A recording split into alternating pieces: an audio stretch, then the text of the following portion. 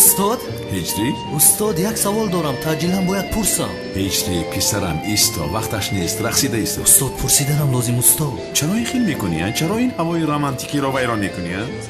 استاد بسیار عذابم داد. چی عذابت داد؟ سوال استاد سوال عذابم داده ایستاده است.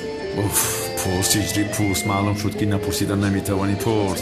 استاد اگر در روز 1 اپریل دروغ گوییم آیا برای ما گناه نوشته می شود؟ آیا ما گناهگار می شویم استاد یا این که نه؟ چی میگویی پسرم؟ من سوالی داده‌ات را نفهمیدم. میدانید که استاد در روز 1 اپریل همه دروغ میگویند. آیا ما دروغ گوییم در آن روز با شوخی برای ما گناه نوشته می شود؟